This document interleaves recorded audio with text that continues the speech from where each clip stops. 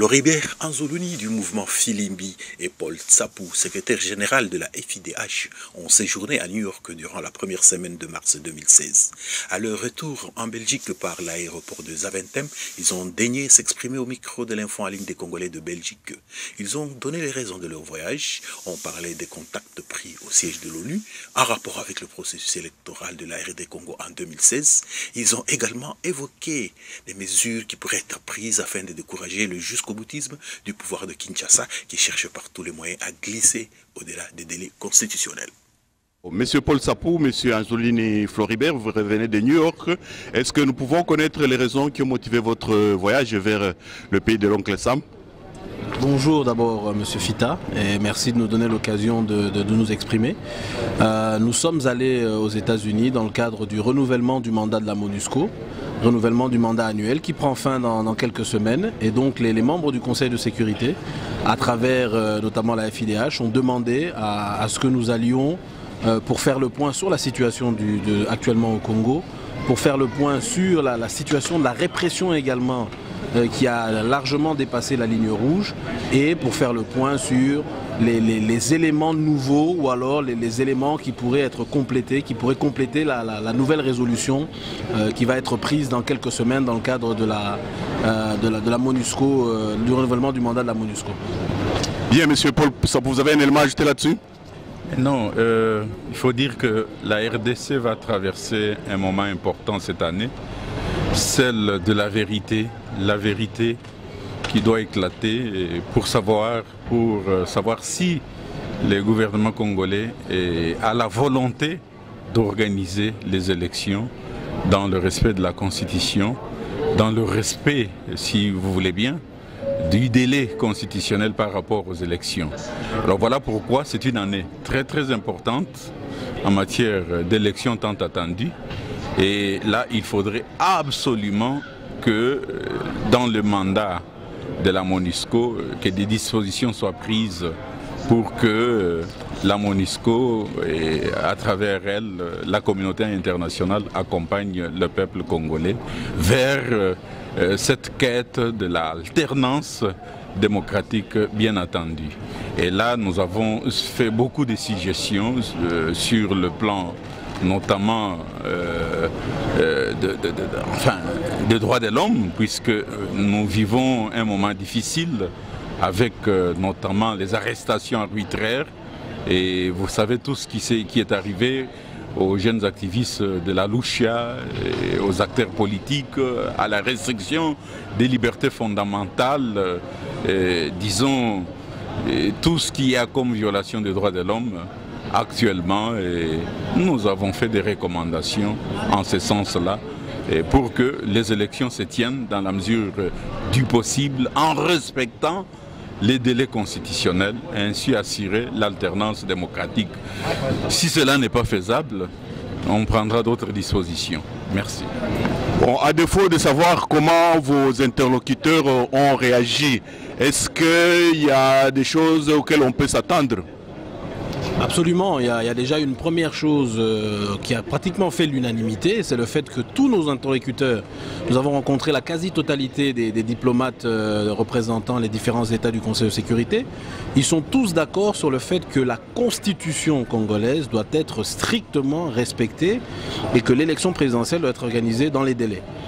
Deuxième chose, tous sont inquiets également du niveau de répression par les services de sécurité, par l'État congolais, qui est en croissance. Plus nous approchons du délai constitutionnel, de la limite du délai, plus la répression est croissante, et tous sont conscients donc de ce problème-là et sont décidés surtout à prendre les choses en main pour que, la répression baisse, mais également, pour que les élections soient organisées dans le strict respect du délai constitutionnel.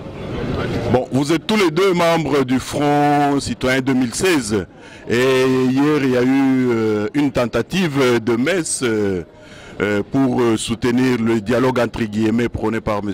Kabila. Il y a eu la pluie qui a dispersé les gens. Bon, les gens disent que c'est la main de Dieu. Au Katanga, M. Kyungu a lancé un mot pour qu'on siffle tous ceux qui vont marcher. Et au Katanga, ça n'a pas eu lieu. Qu'est-ce que vous avez comme commentaire là-dessus? Peut-être avant de faire ce commentaire-là, j'aimerais souligner que sur le plan des droits de l'homme, avec toutes les violations que nous enregistrons, retenez qu'il y aura des mesures collectives par rapport à un État qui utilise pratiquement des actes de terrorisme d'État. Ça, c'est quand même très grave. Nous constatons que les membres du Conseil de sécurité sont au fait informés de toutes ces violations. Ils s'en inquiètent. Il y aura absolument des sanctions qui seront prises.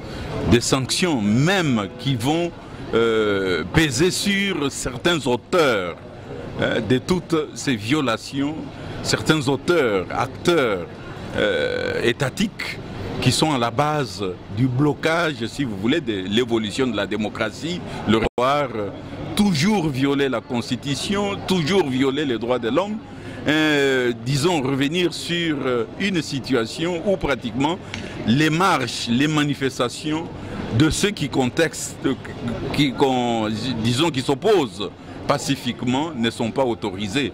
Donc deux sons, deux cloches, si vous voulez. Et bon, nous avons constaté malheureusement que la population n'a pas répondu à cet appel, puisque elle ne s'est pas présentée au stade. Elle a refusé à Lubumbashi, même chose, sur appel de l'opposition politique. La population n'a pas répondu. Si vous voulez, ils ont en quelque sorte remis leur projet, puisqu'ils sentaient que la population allait manifester pacifiquement contre ce projet-là. Donc c'est encore pour une deuxième fois une manifestation qui démontre que le peuple a soif de la démocratie, a soif du changement, l'alternance démocratique d'ici là et dans le délai.